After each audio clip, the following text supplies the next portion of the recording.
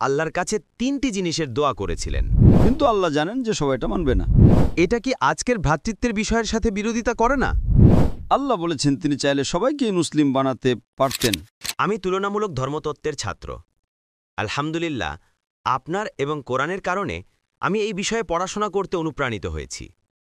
প্রশ্নের বিষয়ে আমি আপনার বক্তৃতা থেকে বুঝেছি যে আমরা সবাই ভাই এবং জাতি লিঙ্গ নির্বিশেষে উম্মাহ হিসাবে একত্রিত হওয়ার চেষ্টা করব, কিন্তু একটি হাদিসে বলা হয়েছে যে নবী সাল্লাল্লাহু আলাইহি সাল্লাম আল্লাহর কাছে 3টি জিনিসের দোয়া করেছিলেন।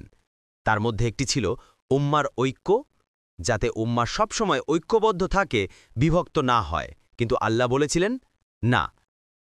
নবী 3টি দোয়া করেছিলেন, তার মধ্যে একটি ছিল উম্মা যেন কখনো বিভক্ত না হয়।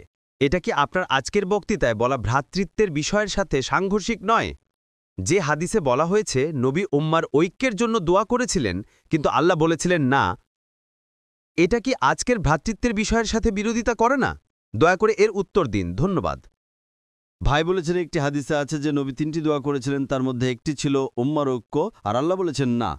আরও অনেক হাদিস আছে যেখানে নবী বলেছেন যে উম্মা 73টি দলে বিভক্ত হবে, ইহুদিরা 71 দলে, খ্রিস্টানরা 72 দলে, আর মুসলিমরা 73টি দলে বিভক্ত হবে। তাহলে এটা কি সার্বজনীন ভ্রাতৃত্বের সাথে সাংঘর্ষিক? না, একদমই নয়। এর অর্থ হলো যারা কোরআন মানবে না তারাই বিভক্ত হবে। আমি উত্তর দিচ্ছি।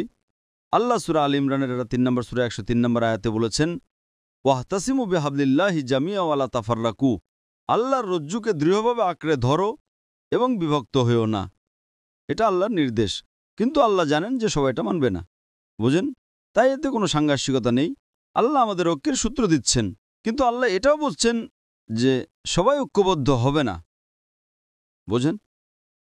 আল্লাহ কোরআন পাঠিয়েছেন, আল্লাহ বলেছেন তিনি চাইলে সবাইকেই মুসলিম বানাতে পারতেন, কিন্তু তাহলে পরীক্ষা কোথায়?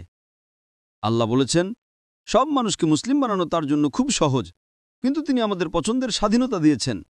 এর মানে এই নয় যে আল্লাহ পারেন না। আল্লাহ পারেন, কিন্তু তিনি আমাদের পরীক্ষা করছেন। আল্লাহ বলেছেন তিনি চাইলে সব মানুষকে মুসলিম বানাতে পারতেন, কিন্তু তিনি বলেছেন না, আমি তোমাদের পছন্দের সুযোগ দিচ্ছি। আল্লাহ ঐক্যের পথ বলে দিয়েছেন। আল্লাহ বলেছেন আল্লাহর রজ্জুকে দৃঢ়ভাবে আঁকড়ে ধরো এবং বিভক্ত হয়েও না। একই সাথে আল্লাহ এটাও বলেছেন যে কিছু লোক তবুও বিভক্ত হবে, তাই আমাদের সেই দলের মধ্যে থাকতে হবে যারা ফিরকা করে না। বোঝেন? হ্যাঁ, বুঝেছি। আল্লাহ নির্দেশ দিচ্ছেন, নবী বলছেন ঐক্যবদ্ধ হও, কিন্তু আল্লাহ জানেন যে সবাই এই বার্তা মানবে না। তাই আমাদের সতর্ক থাকতে হবে যেন আমরা ফিরকা না করি। আমাদের আল্লাহর রজ্জু মহামান্য কোরআন আর হাদিস দৃঢ়ভাবে আঁকড়ে ধরতে হবে। অনেক ধন্যবাদ।